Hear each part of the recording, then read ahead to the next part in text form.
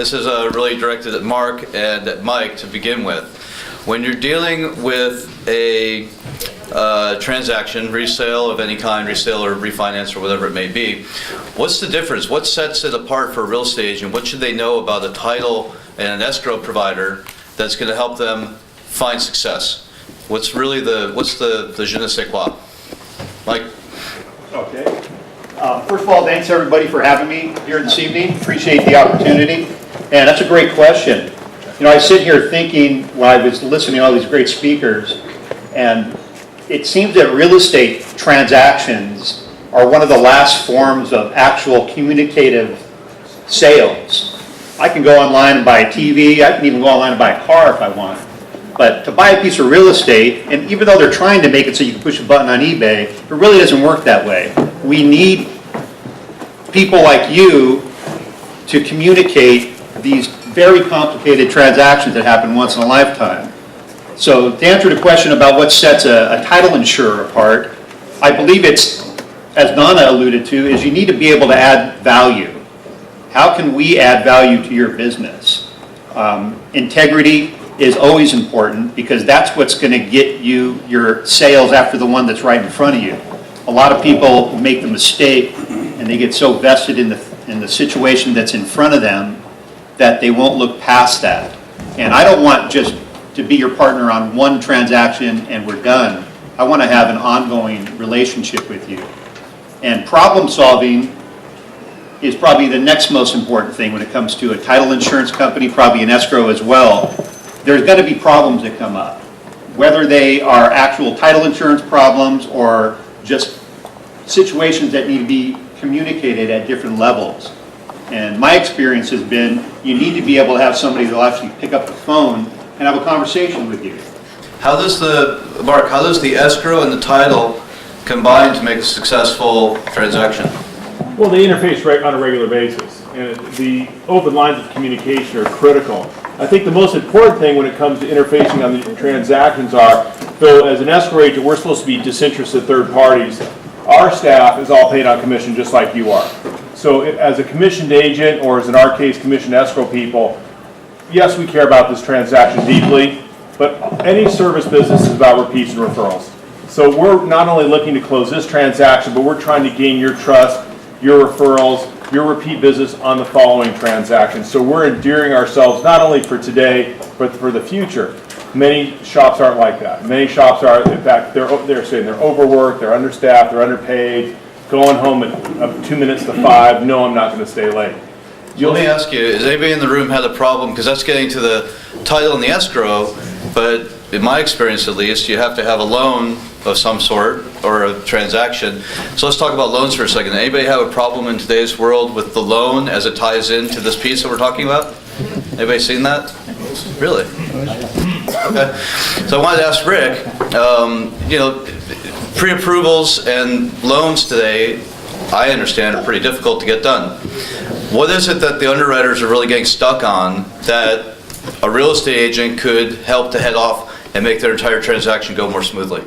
Well, I think it's about a complete package and really presenting that to the underwriter. But really, I think the main thing we need to keep in mind is there's a big difference. You may have when we say pre-approval versus a pre-qual, you really have to keep that in mind when you're dealing with your lenders. So what we say is it's about communication with the lender. If your client is coming to you with already have a letter in hand, call that lender. I don't care who it is. Call them, find out what's going on with that transaction, because there's nothing worse than a realtor that's going out and showing a $500,000 home, and yet because they had a letter from a lender that said $500,000, yet they're really only qualifying for $450,000. So it's really about communication. Again, get to know your lenders. Call them. Don't know who they are, but call them. If you each had to give 10 seconds, if you were going to start your careers all over again, what would you do, or what would be the one thing that you would have in your toolkit now that you didn't have the first time you did it, that you wish you had? Rafi? Start with the knowledge, and as Ellie said that you've got to know what you're doing. You've got to know the environment, you've got to know contracts, You gotta know the enemy. You gotta know who's behind that line that you're talking to.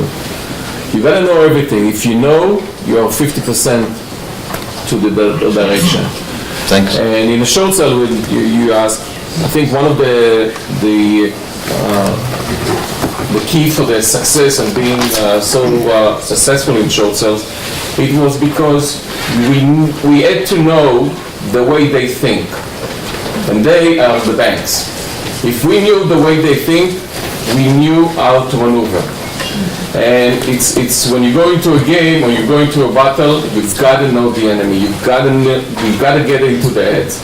So when you're going out there to trying to sell a property and you're going out there to trying to buy a property, you have to think like the other side. You have to know what they know and you have to know how they think. I got from the expert here. Wendell, turn yours off, please. I think you have to know a lot. This is horrible. I think you have to know a lot, but when you don't know something, don't be afraid to say you don't know. I don't know anything about short sales. That's why I use Rafi for all my business. And he navigates the system like no one else. If you put your trust in the experts, in escrow and title and all that, and just know what you know, but push everything to the experts. And I'm a client after 20 years, and I've sold, it's actually almost $3 billion in real estate. If I don't know something, I don't pretend like I know. I say, I don't know the question, let me find this out for you. Because it all goes back to integrity and trust. If the client trusts you, that's the key to your business. Well, I am starting my career, actually, but if I had to say what I would have done differently, I would have probably taken a finance major instead of sociology, and I would have tried to master Excel. And I wish I was an actor. I don't want to work 7 days a week. If I had it to do over again, I think I would work more on my patience, but most importantly, my listening. When I first started, I was young and aggressive, and just like most young people, I thought I knew it all. I'm a lot better at it now. I'll listen to people. When people get to my desk, by the time they get to my desk, they're either upset at a situation, or there's a problem that needs to be solved, a conference call that needs to be had, and I listen first. And as Chris said, don't ever think you know it all, because after all the years I've been doing this, and I'm sure everybody would agree, I'm still learning every day, and I'm not afraid to ask. If somebody comes to me with a question, and if I don't know what they're talking about, I'm going to be the first one to say, I don't know what you're talking about. Let's kind of go backwards a little bit and see if we can build it up from there. So that would be what I would do. As you said, though, it's so important about listening. The clients don't want to know about your life. They don't care. Don't talk about yourself. Talk about the client, and the more you talk to the client, you understand who they are, and then you can match them up with the property. Don't ever talk about yourself. Ever. Right. I would start all over. I would start to be an assistant for Chris.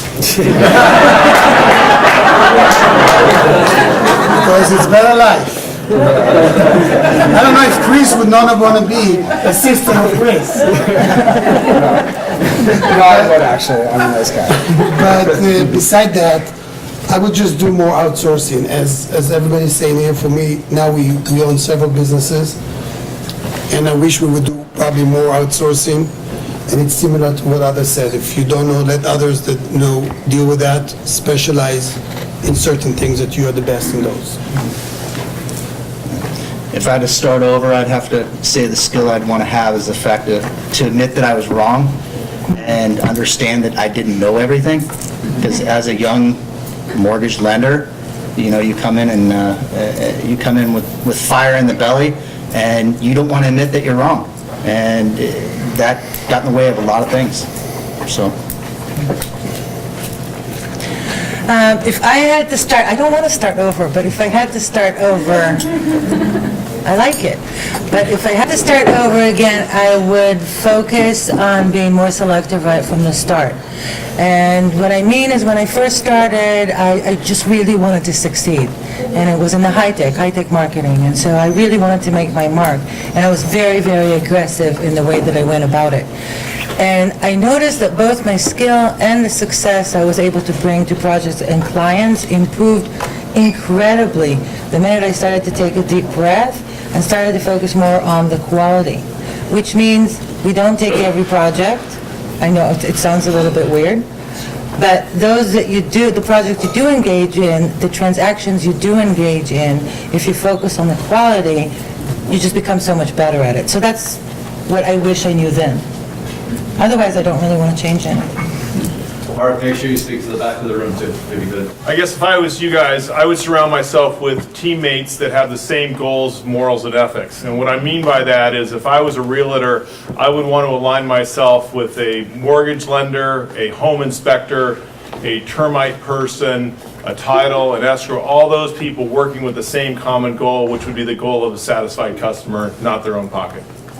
And one thing that'll hurt you is immediate success. I think initially I came out, and the people have said it here, you have immediate success and you think you're the smartest person in the whole room. You just don't realize that the goals can be so much bigger. You know, I thought, geez, when I closed my first deal for $1 million, that was the biggest thing in the whole world. It was in 1983. I said, holy cow, this is really something spectacular. But there are bigger goals. But you can't do it by yourself. You can't, you know, Chris alluded to the fact he's got a team of 9, but I guarantee you he's got a great mortgage lender that he uses. I guarantee he's got a great home inspector that he uses. I guarantee he's got a great handyman that fixes up stuff that he uses. I guarantee that he's got all these teams of people that are working for the common goal, not their own individual goals. And the funny thing is when they work for the common goal of client satisfaction, their own personal goals are met. Their financial goals are met. But work for the client. Okay, put their needs ahead of your needs, and I guarantee you we will reward it in the long run. I'm going to put one more person on the spot who's going to hate me for it, but Gil Priel, who's back of the room there, is Ellie's partner. I've known Gil. If you had to start all over again, what would be the one thing you wish you knew? I start by traveling a lot and learning and listening. I can tell you that. I would have taken a lot more time to understand what makes the world tick, and I think that having that exposure would have been a nice starting point.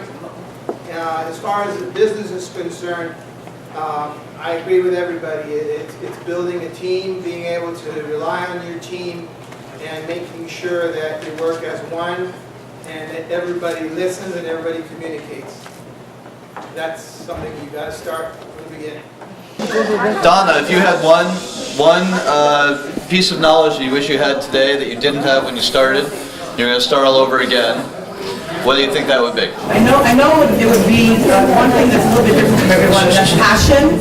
I believe that people are going to buy from you who really know what you're doing, and they feel it. So I think that the most important thing, if I had to start all over again, would be to have one thing in my toolbox, it would be a passion for what I'm doing. I want everyone to, I believe it's like sort of contagious, people feel it, so that's what I would want to have, is a passion for what I'm doing, so that anyone that came near me would feel how strongly I believed in what I was doing, because I believe that they wanted to do business because of that. Thank you. That's a really interesting point, though, is that, and that passion relates to people want to be around people who are happy. And if you have the passion, you're happy, you draw people in. And really check your energy, because if you're negative, it feeds off and people will push you away. But have the passion and, you know, the positive attitude, and you'll draw people in.